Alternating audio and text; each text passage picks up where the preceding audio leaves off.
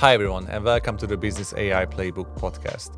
I'm Dominic, and I started this series to explore how industry leaders in learning, marketing, and sales are using AI in practical ways. Today, I'm joined by Carmine Valente. Before joining Con Edison, Carmine led impactful AI initiatives at Paramount, where he focused on using data and automation to enhance creative and operational decision making. We'll be talking about how large organizations can use AI responsibly and effectively, and also touch on the challenge of scaling AI in traditional industries, building trust around data, and what the future looks like.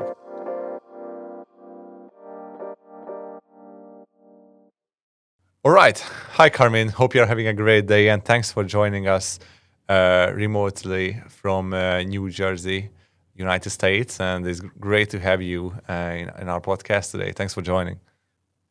Thank you, Dominic. It's great to be here, and thanks for having me. Of course. And as mentioned before, I'm really excited by the topic of AI security considerations and ethical applications of AI in the enterprise. You are the forefront of this. You've been doing this for many years now, and so like firsthand how AI applications were deployed in several parts of an enterprise, and yeah, basically the field has been exploding. Rapid AI adoption across automations, analytics, and decision support. And AI technologies, basically, as I see, are expanding the threat surface and introducing new forms of risk that traditional cybersecurity controls were not designed to handle. How have you navigated this challenge in the last years? Did this start for you as well around 22 when everyone started to use their personal emails and all that with all the LLMs, and you had to kind of figure out a new set of policies back then? Can you recall those times, basically? Oh yeah, absolutely. I would say that pretty much almost everyone started to kind of see the core of AI coming in the workplace around that time. For me, it's been very interesting to see how the approach towards AI changed between different companies and I'd say even different industries, given the fact that I was up until a few months ago in a different industry, media and entertainment, and I moved into the utility yeah, a few months ago. So I've definitely seen the difference between the two. Um, I would say that when I think about AI, there's probably a couple of things that I would consider, particularly when it comes to new attack vectors and vulnerabilities. Um, Definitely, there's the element of expanding the attack vector, attack surface in existing areas. So think about data security, integrity, confidentiality, all that elements, but also the element of leveraging automation to increase the exploitation of existing vulnerabilities in network security and infrastructure security. So this is one element, but the other element that's always been fascinating for me is it is a new technology, and uh, being a new technology is introducing completely new elements, and one of those is the model, the LLM, and that becomes another big element of the security posture of organization as we move forward. So going back to your question, when did you start seeing the change? I would definitely say around 2022, 2023, when generative AI was introduced and started introducing the element of LLM, with the LLM becoming a new target for threat actors with many type of attacks. So and we can get into the specific attacks if you want. But I would say, this is probably a good way to start, a good place to start, not only expanding existing the existing attack surface, but also introducing new elements to make the attack surface even more complicated. And what has been the most common vulnerability that AI introduced that you had to tackle, or you basically ensured to tackle ever since it appeared? Uh, what is the most common vulnerability that kind of appeared out of nowhere? Well, that's a very good question. Uh, because interestingly enough, when we think about vulnerabilities introduced, we almost think about it as a package. But to your point, there's some vulnerabilities that are more in the forefront, and others that will come or are coming. I would say probably the ones that I've been seeing the most are vulnerabilities related to the ability that AI gives you to automate and perform things like behavioral analysis. So think about social engineering attacks, phishing, vishing, recreating voices, or again, face recognition and all those elements, understanding the behavior of a specific device or users to kind of build social engineering attacks that are very tailored to an organization, an individual, or a department. That's been probably one of the areas where I've seen the most vulnerabilities in the forefront.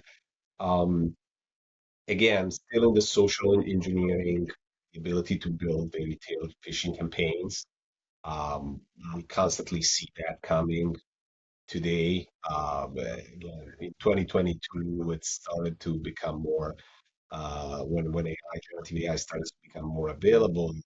We saw a trend, which again today is all over the place, with new, very easy access to tools and capabilities that give you the ability to create tailored phishing attacks, for example. I I know that phishing has been a very common topic. Like when you worked at Paramount, we Yeah. collaborated on certain use cases. How do you think AI kind of enabled threat actors to kind of utilize these procedures and then to kind of increase the amount of attacks in this sense? Like, how do you think AI is assisting their cause, sort of? Well, uh, as a starter, I would say AI democratizes hacking. So what a few years ago was something very technical that only a few people were able to do. With AI, it becomes something that almost anybody can do. You, you can go on publicly available AI tools and capabilities and build phishing emails or even get a little bit more technical. And that's one. The other element I would say is become almost a multiplier.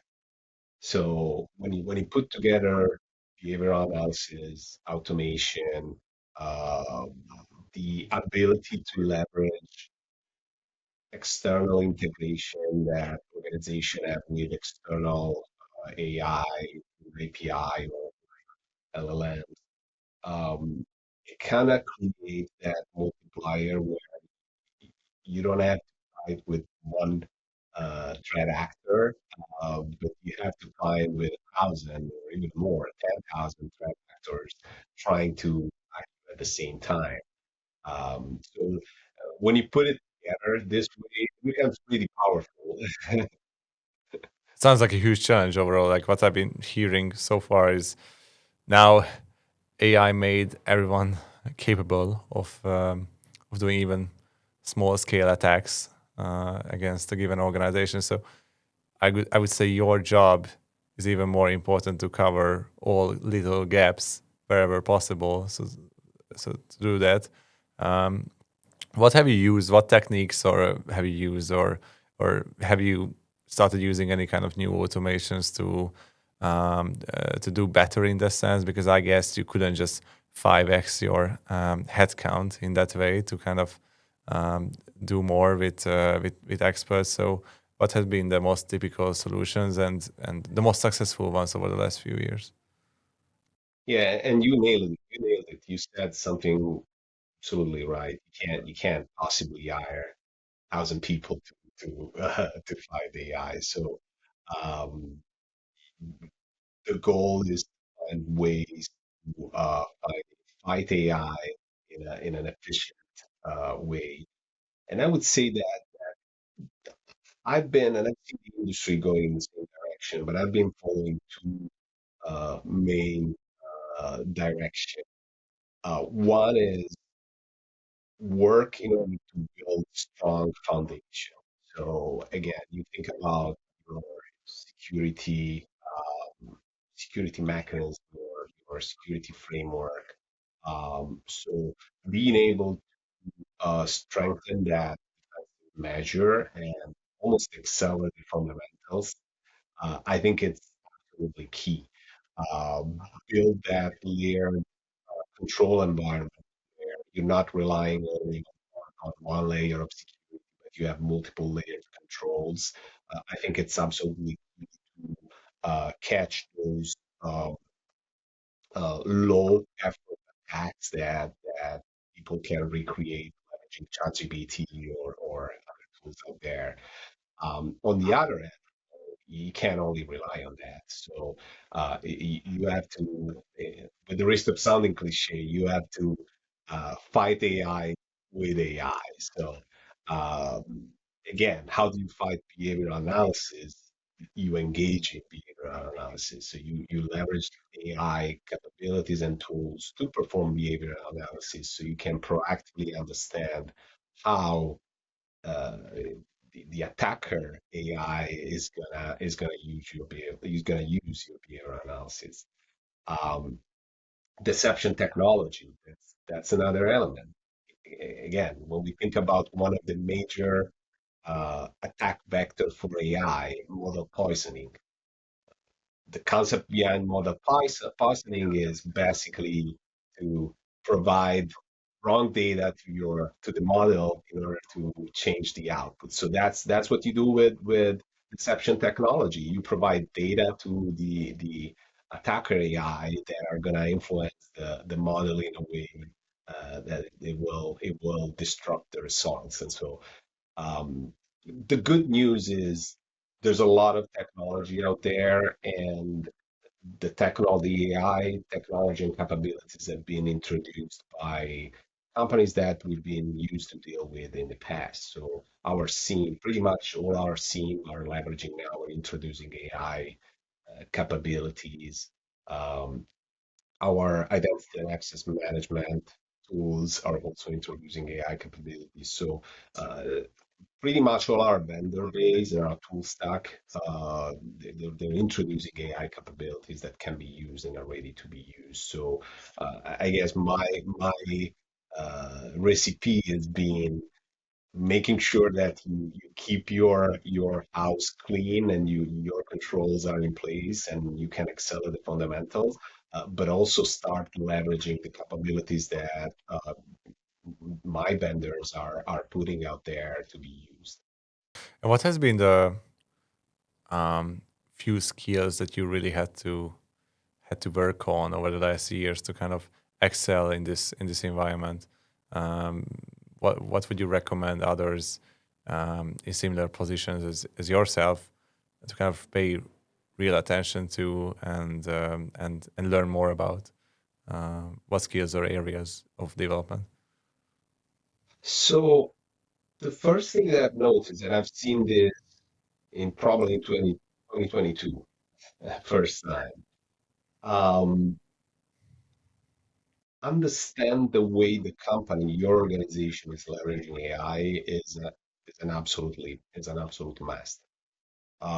Before doing it, you have to assess and understand how employees in your organization, the departments, are using AI, and that gives you the competitive advantage of knowing what to protect and in which areas. So to me, that comes before then engaging in AI to fight AI. Before all of that, you have to understand how the organization is using AI and try to secure it. Um, there's way to do that intelligently.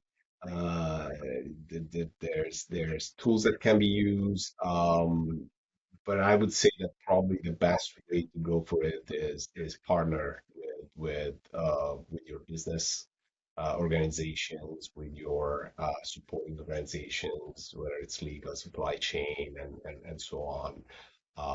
But absolutely create that awareness around AI. So that's one.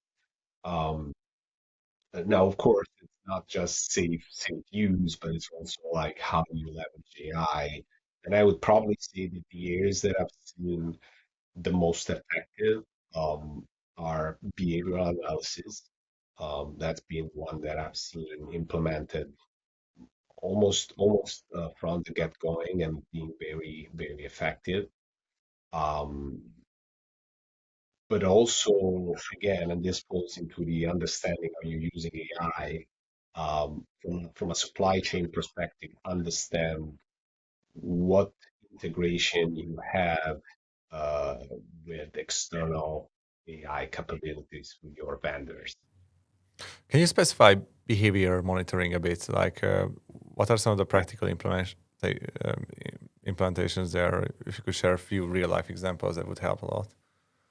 Yeah, absolutely. So there's a reason why behavioral analysis is probably one of the first ways to fight AI with AI, and that's because really behavioral analysis starts with machine learning. So way before than generative AI. What generative AI does, it makes it more efficient and so more effective. But generally, the idea behind it is build an understanding of how of the behaviors of certain users or certain device. So when you look at it from an identity and access management, understand in what times you have the most traffic from a user perspective, logins and so on. Um, and what that does, that help you build uh, um, almost a trend of what the normal behavior is, and allows you to identify outliers, which would eventually determine situation and patterns, like risky patterns that you can analyze. Now, again, this has always been in place with machine learning through statistical method. What generative AI does today is it helps you understand and automatically evaluate those outlier scenarios and kind of do deeper analysis to automatically understand if there is something that it's a potential attack. Now, again, you can replicate this from a, again, user behavior perspective. You can replicate this on your network traffic. You can replicate this on your infrastructure, specific devices. You can replicate this in your operational technology environment if you're dealing with OT environments. So there's a lot of different areas where you can replicate this, but it's a very effective way to leverage a technology like, again, either generative AI now or even machine learning before to identify potential attacks. Yeah, that's really insightful because I would have guessed that some of those machine learning algorithms would have been quite accurate, like even 10 years ago. But I understand your arguments around the depth and possibly even further context about certain anomalies in the system. So they must be really insightful from that perspective. I would love to kind of steer towards one of my favorite topics here, which lots of our customers and audience cares about, which has to do with partnering with enterprise IT and security teams.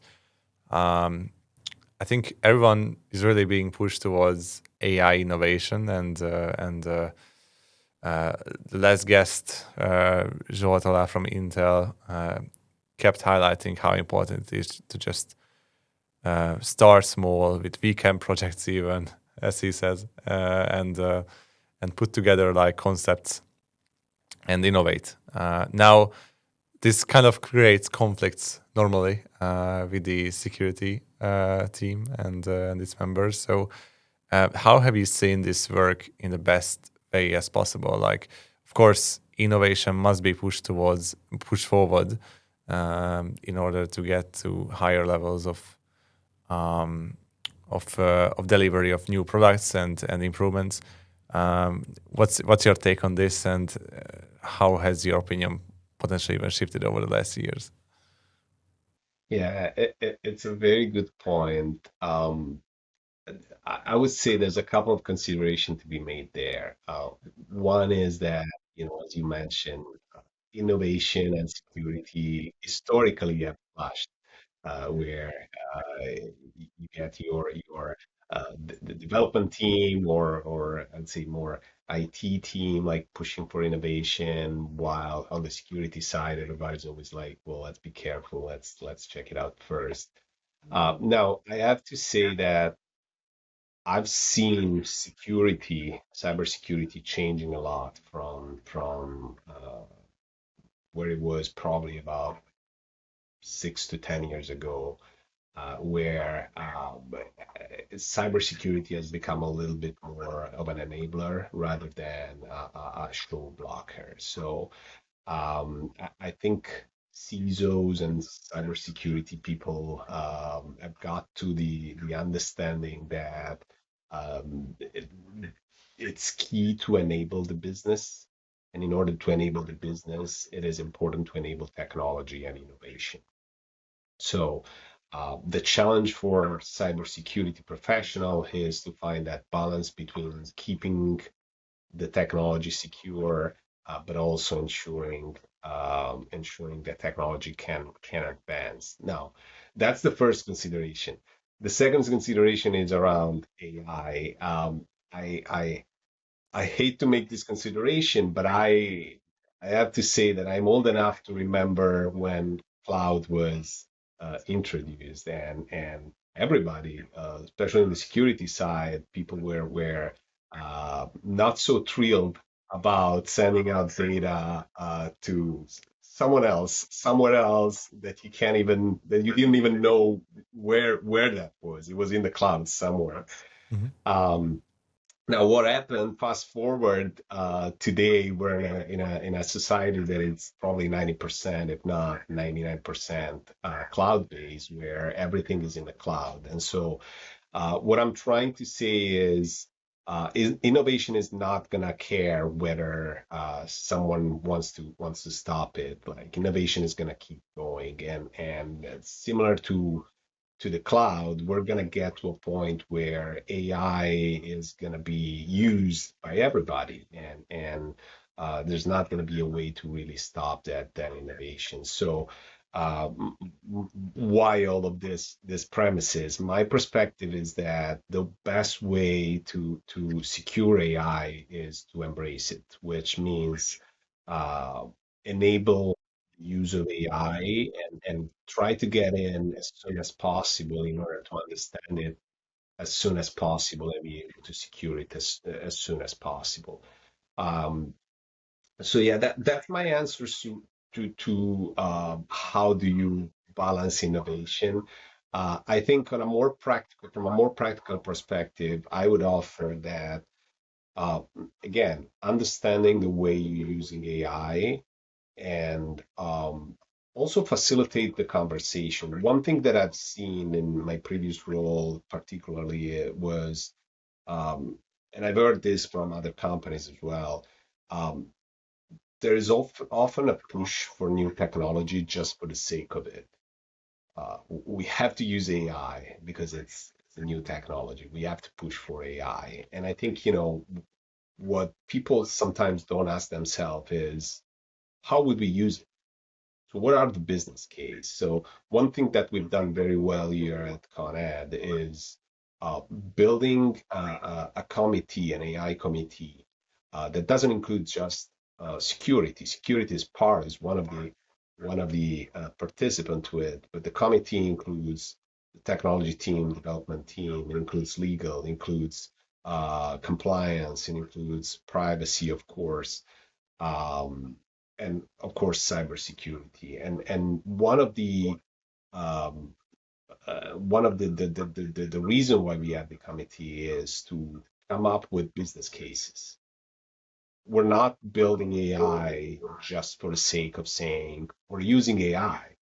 We're building AI because we have a need, and we're understanding what the business need is, and we're building everything around it based on the need. So the cybersecurity component is built around the use case. The legal component is built around the use case, privacy, the compliance. So all of this is built around the use case. And when you approach at it this way, again, you're not blinding going towards a giant topic, which may be AI. You're tackling, a small specific topic, which is the use case, and you're simply leveraging a new technology to resolve that problem. It's really exciting. And how do you normally bring up use cases in this committee? Like every member kind of scouts the market continuously and the internal needs of the organization. You just bring up ideas and you evaluate them together. Yeah, the majority of the use cases, we've seen them coming from the business, as you Mm. can imagine. Again, how can the business make things better and quicker and better for our customers? So that's probably the usual way we've seen use case coming. But there are also situations where where cyber has brought up use cases for the use of AI, or where legal has brought up use cases. So uh, again, whether I think the use cases is built based on business need, and it's evaluated by the group once it's brought up. Yeah. You highlighted what a conscious security leader should do to be successful in this AI era. What should a business leader or a business owner do when working with security experts like yourself? Do you have any kind of resources to recommend or practices to follow when kind of collaborating with people in your position? Well, I think awareness is key. So as a business owner, I would definitely want to be aware of what AI can do, what it cannot do, and what are the pros and cons. And I think that does multiple things. One, it pushes towards that use case based mentality, where you're not simply approaching AI for the sake of it, just because you want to be at the forefront, but you're doing it to resolve a problem. And on the other hand, it also help you understand what the risks are. And again, there's a lot of the risk that AI introduces are not technical risk where you need a strong, deep technical understanding to get them. I mean, they're pretty practical risk. You know that if you put something on ChatGPT, likely is going somewhere, uh, and you don't know where. So that's a very practical statement. It's something that everybody can understand, and I do think that awareness allows you to, as a business owner, allows you to approach AI in a very different way, more consciously, again, more use-based, um, targeted, but also more security targeted. And then I would offer that once you have that understanding, it makes the conversation with your security people a lot easier, because it allows them also to understand what you're trying to do. And which ways have you found the most effective so far to communicate and potentially educate the employees and people in these in these positions regarding the educational aspects of AI and all these topics. Have you found any more effective ways in the recent period? Yeah, so I would say that the good news is that AI is popular enough, so pretty much everybody knows what we're talking about. So there's things like again, ChatGPT, everybody knows what we're talking about if we name that. And um, I think leveraging some of the known technologies out there to explain and provide awareness, it's very effective. That at least I found it very effective. So again, to be more practical, when I have to explain to one of my business stakeholders why do we have to follow certain processes to secure our AI capabilities, I've generally used ChatGPT and I've generally used uh, regular use cases that everybody uses. I mean, we all know that everybody may use ChatGPT or AI to fix their grammar on emails or make their document better. And so once you use those use cases which people are very familiar with, you can explain what can go wrong uh, through those use cases, and I found that very effective um, to provide that awareness. Um, and I think that works very well.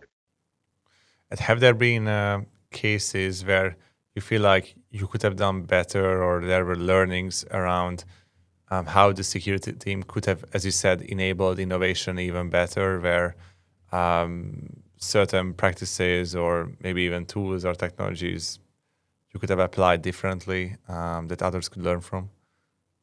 Oh, there's always improvement margin, no? Yeah, I would say so. I think again, since 2022, things have changed very much. I've done the mistake of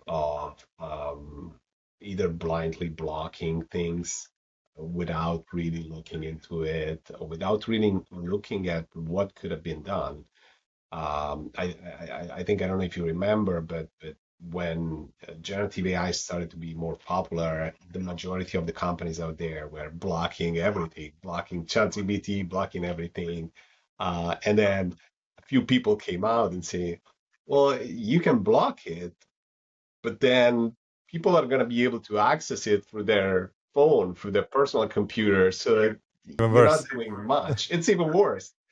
Um, so I think one of the lessons learned that I personally have is to avoid jumping to conclusion, even considering that it's an easy thing to do to say, well, let's block it. Before getting there, I think it's worth to do some work to understand the use case first and understand how you can protect that specific use case. Blocking is a very, I would say, short-sighted strategy, which is okay for a very limited period of time, but it has to be followed up by something else, by a regular strategy. That's my biggest lessons learned on AI. And then again, the other thing I would say goes back to what I said before: understand how you're using it. I still remember being in a situation where we were talking to leaders. And saying, oh, we're not really using AI that much. And this is going back to 2022. We're not really using it that much. And when we started to do analysis, we found out many third-party AI where we were sending data, likely nothing confidential. But again, you don't know what you don't know. So I think the best way to prepare yourself is understand how your organization is using AI. And again, tackle the specific use cases with awareness, with technical controls, with compliance controls, with everything you can throw at it, same as you would do for any other attack vector. Based on what you said before, sounds like the AI committee is a great idea and initiative for this because it allows you to have sort of a wider perspective on these matters and uh, potentially like an opportunity for discussion around the pros and cons. Yeah, Yeah. yeah, 100%. I say again, talking about it, it's really important. It gives you the ability to understand what you're trying to do with it, but also for security, it gives the ability to chime in and explain where the issues can be, where the risk can be, and try to understand how to resolve those risks. Um, we also have done, and I've seen this done at many other companies. We've also built our own AI capability for available to employees. Mhm. So employees don't have to use ChatGPT; they can use our internal version that's called HeavyGPT, which pretty much offers the same capability than ChatGPT. So again, it goes into the understand what the use case is, and then build the capability and build awareness around it. Yep. Yep. Super clear. And what are the sort of new challenges on the horizon? Like we have entered the agentic era. Um, more and more autonomous operations are being implemented. The expectations are even higher for like end-to-end kind of flow ownership by AI. Um, is does this bring sort of new challenges already, or do you see further things on the horizon that people excited about or invested in security should be aware of? Yeah, there is definitely new challenges, but again, to your point, when there are new challenges, there is more excitement to tackle those challenges. I would say agentic is probably one of the biggest themes out there.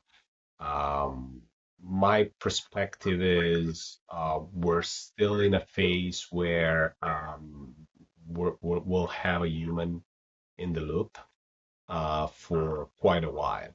Now, do I think it will always be like that? Not necessarily. I have a feeling that at one point we'll get some processes will be completely automated and given to AI, which again, it's exciting, concerning at the same time. But listen. I think as in every other technology, uh, we as human build technology to our advantage, and we understand how to use that technology. So I as much as there's people out there thinking, oh, it'll be there's a lot of risks in pushing it forward. I do think we as human will be able to kind of understand where the limits should be, and kind of work it out. This at least in the corporate environment, work environment. Then I'm not gonna get into the military environment and everything else. But I do think we'll see the human in the loop for foreseeable future. Um, and we'll start seeing completely automated use cases where possible they will be completely automated. Definitely don't see a CSOC, that is Cybersecurity Operations Center, that is completely automated. I'm sure there's going to be human in the loop there for a very long time. Yeah, I have the same view based on the trends I'm seeing and observing, and all the security leaders we are in daily and weekly conversations with. To me, basically, the summary of this conversation reflects the fact that AI indeed offers a transformational impact, but demands sort of an equally innovative defense and innovative structure around the applications. And it's been so refreshing to hear your thoughts. I think this perspective is often neglected. Everyone's talking about the innovations, but not really about how innovatively we can defend the needs and the data of the enterprise. The major takeaways from this conversation for me were I really like the AI committee example you mentioned. Also the implementation of continuous behavior analysis, like how it's kind of shifted from machine learning algorithms. And of course, the enterprise-wide sort of AI risk management and AI educational investments.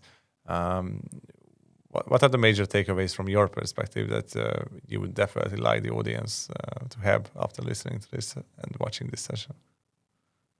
Well, I would say, and reconnecting myself to what I mentioned before, AI is a new technology, and we've seen new technologies being introduced in the society and the work environment. As every new technology, you will have new vulnerabilities, but you will also have new ways to defend against those new vulnerabilities. So, really, to your point, the key is awareness and I would say adaptation. So adapt to the new changes.